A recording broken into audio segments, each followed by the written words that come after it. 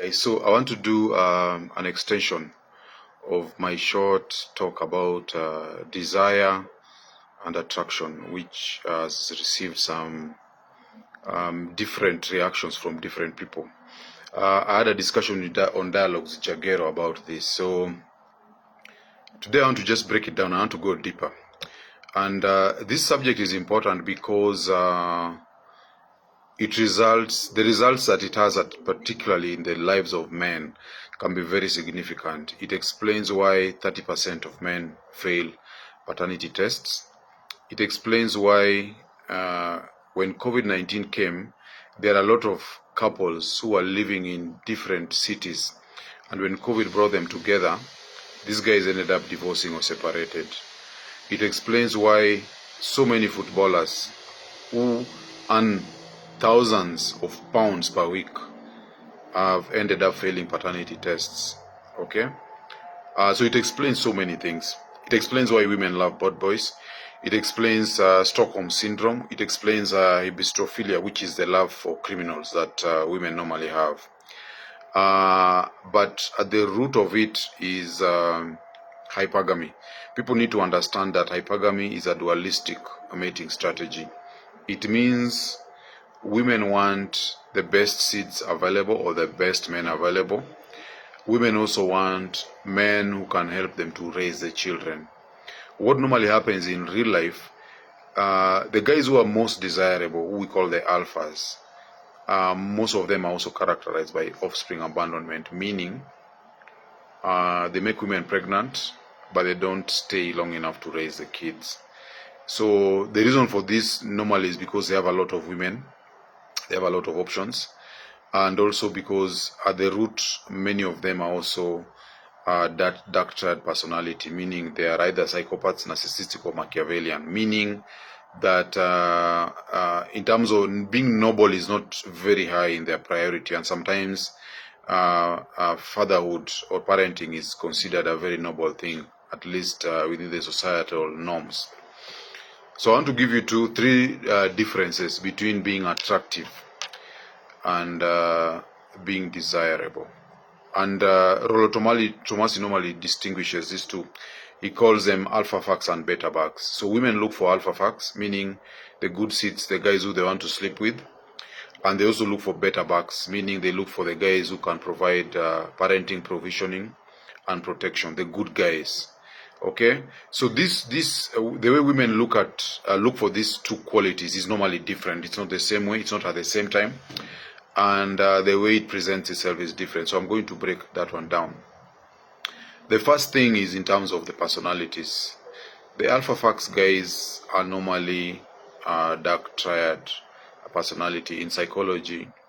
Dark triad personality traits. It's an intersection between Machiavellian people, psychopaths, and narcissistic men. So they are what we normally call bad boys. People who are self-centered, people who are very driven, and most people who are dark triad personality, they end up becoming very successful in life, because when you're very selfish and focused singularly on yourself, you will tend to be successful. Most very successful sportsmen, businessmen, politicians, and so on, most of them will have either this characteristic: either they are Machiavellian, the end justifies the means, and they win at all costs. That means undercutting people, bribing people, lying to people, and so on. Those are Machiavellian traits. Okay, they're also narcissists in the sense that they lack empathy. They can do very cruel things so long as they get to meet their ends and so on. They are also psychopaths. So these people normally also tend to have status. They have resources in the society and so on. So when I'm talking about dark triad personality, don't look at it just in terms of the personality alone. The personality also gives certain results. People who are also psychopaths tend to be scary, in the sense that you see, like for example, you look at Don Corleone in The Godfather. The mafia were feared because they were capable of cruelty, they were capable of killing people. And if you look at it, women get security from men like that. Men who other men fear will make women very secure. Even if you look at the many women who survived the wars, the Second World War and so on, they are the women who stuck to the men who could be able to protect them. And you cannot protect people if you are incapable of violence and if you're incapable of inflicting harm on other people. So women have evolved to pair with such people. Okay, they're able to provide security compared to nice people who are scared of blood and of harming others. So there's a survival reason for it. It's not just that women like bad people in quotes. So the first thing is the alpha guys have dark-triad personalities, and the guys who are beta bucks guys are normally nice guys. They go to church, they don't commit crime, they are faithful men, and because of their faithfulness, then they are also able to provide parental investment, okay, on the children. And most of the times, these are, of course, the men who have to swear loyalty to the women, you know, I'm going to love you forever, and so on. And women also require them to do that because of the resources that they want from them. Most dark-triad personality people, they don't need to swear that to them. Just like the one-night stands, because these women who have one-night stands with these people, when you're having a one-night stand with somebody, you don't need to tell them that you're going to love them forever. So we are going to come to that later. That's the first thing. The second thing is that men who are desirable, women have short-term interest in them. It's not normally long-term.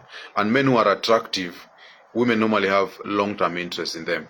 And this is because women really value their survival. Most of the times, and this is what we call alpha facts, most of the times, these desirable people, women desire them for their seeds. Okay? And it's not very likely that you'll find desirable people that don't have good physical attributes. Okay? Most of the time, they are tall, they are dark, okay, they're imposing guys. They're guys who have what we call command presence. They're very confident and so on. So because of that, they generally present as having good genes. So women want them basically for their seeds. And that is why women have this feral desire for them. They get wet when they're in the presence of those guys. So that is very, very important. That's the second thing, short-term and long-term. The third one is the time women want these desirable men, most of the times women want them during the desire phase of the ovulatory cycle. This is what we call the luteal phase. When their women are approaching ovulation and when they're ovulating, that is when they want men who are desirable. Okay? The second part of the ovulatory cycle, which we call the luteal phase, when the luteal's follicle stimulating hormone is very high, that is when now women want the attractive men, because these are the men who can make them feel safe, the men who play what we call emotional tampons. These men will spend time with them, listen to them, and so on. So that's another difference. The time when women want them is different during the ovulatory cycle, and also women also want desirable men in their 20s. Okay, this is the time when women are not concerned about their sexuality. They know that they are at their prime. They want bad boys, they want to play, and so on. But as women reach their 30s, they now want men who are attractive. They want men for long-term prospects. And that's now why they want men who have good jobs and so on. At that time, they don't mind you having a pot belly.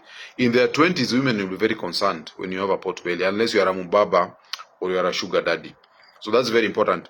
When do women want them? Attractive men are wanted later on in life, and that's why many times they play step further, because many women also get children in their 20s, children who are abandoned, and that's what we call retroactive cuckoldry as opposed to active cuckoldry. And then the desirable people will be wanted either at the cougar stage, that's when the women are in their late 30s and 40s and 50s, when they want to just relive their 20s, and also in their 20s. Okay? The fourth one, I think I've covered 3 and 4. The fifth one is, and this is very important.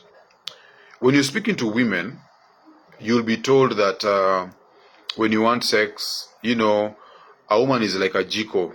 She warms up slowly, so you need to do foreplay. In fact, women will also tell you that sex begins in the morning, you know, like how you tell her, maybe if you're texting her, how you tell her good morning, wishing her a good day, checking her on her during the day, and then it continues. And then now when you meet at home at night, you'll have started, you'll have prepared her for the sex. Okay? So women will tell you that they take time to warm up, and many of them, even in terms of the foreplay, they will want you to do a lot. Some of them want you to make a meal for them, what we call chore play. You may even have to clean the house. Those are the things that women put attractive or beta males through before they are ready for you. You may even have to go down for them. Okay? And for the desirable guys, they don't need to do that. He touches her, she's already wet, and he just goes in. So those are some of the things you need to know. If foreplay is such an extended and very arduous task, she probably does not find you desirable. She's struggling to become wet for you. So you need to understand that. And many people take it that all women are like that. Not all women are like that. There's a reason why women can have one night stands. There's a reason why some women are smashed on the backs of vehicles or even in the bush and so on. Those are women who are ready for sex. In fact, what we normally say is that for attractive men or for beta males, women need a reason to have sex with them. But for desirable men, they just need a place. Okay? That's a very important difference. The sixth one is that the attractive men are attractive because of their resources. Okay? And that's why many men, when they lose their jobs, their wives are not able to stand being with them. It's because those women found them attractive because of their resources. So it's very important to understand whether you are a desirable man or an attractive man. And one other thing I normally tell guys, if you want to know whether your wife or your girlfriend views you as a beta male, you always have to initiate sex. She never initiates sex with you. That means this woman does not find you desirable. It's a test that you can do. If you realize that you are the only one initiating sex, this woman never probably thinks of you sexually. She does not find you sexually attractive or sexually appealing. So that's very, very important. The alpha fax guys or the desirable guys, they don't need to have money for the women to get wet for them. Okay? So they can be broke. That's why we talk about the guy in a grimy vest. That's why you find these women screwing the makangas, the chokoras, and so on. Or maybe not chokoras, but yeah. So the thing is that these guys are attractive because of their physical characteristics, their confidence, the way they articulate issues, their swag, and so on. That's why these women are wet for them. Okay? Those are what we call desirable characteristics. And then lastly, the reason women have sex with attractive men is because that is transactional sex. And the attractive men are the ones who will be asked, what do you bring to the table? Because by yourself, she does not find you attractive enough. So you have to bring something extra. Desirable men don't need to bring anything extra to the table. And that's now what we call validational sex. This woman feels excited to sleep with you. She does not care about whether you're going to bring anything to the table. You don't have to. And you see, the other thing is, for many guys, if you find a woman, of course, I tell guys also not to date broke women. A woman that you have to send a fare for her to come and see you. Okay? It's like you're the one who have to facilitate her to come and see you. That means the attraction is not that high. Okay? So those are some of the things you need to know. And the lack of knowledge of this information has put a lot of men in trouble. They have ended up reinvesting in the wrong women. And most of these men are the ones who fail paternity tests. And they are also normally abandoned when they lose their jobs, when they lose their sources of income. And sometimes it's because of the way you present yourself as a man that a woman sees you as an attractive man. You can have both attractive and desired characteristics. And that is why it is important for men to understand this, so that you need to know what is it that makes you desirable as a man, what is it that makes you attractive as a man.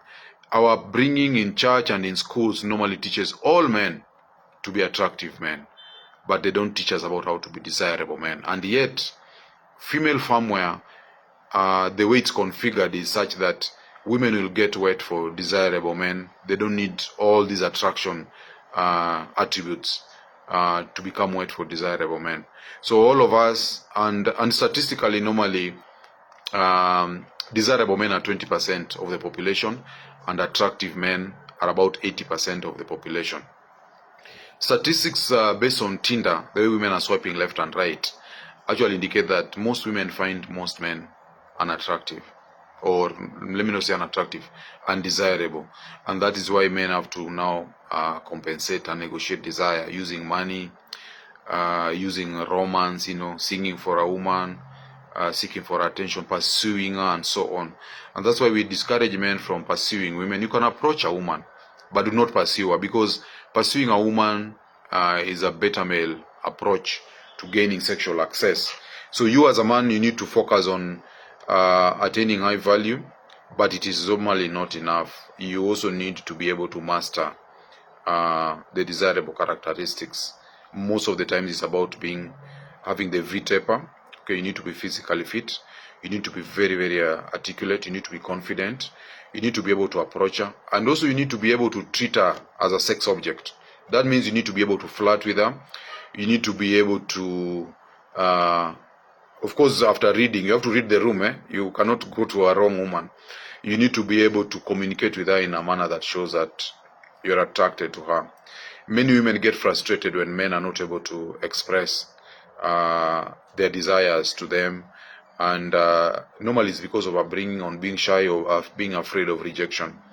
So you need to be able to master. It's okay to be rejected, you move on. They say one man's food is another man's poison. So I hope this is clear. If there are any questions, you can ask them down below. But I hope it is clear why this is important. Many men failure to understand the difference between being desirable and being attractive has ended them in a lot of trouble, particularly later on in life. Because women are not strong physically, women have learned to survive through deceit and through concealment. So women will never tell you these things. But as a man, once you get the knowledge, then you'll be able to be more discerning, and so that you can then be able to maneuver through life and through relationships. And see you on the next one.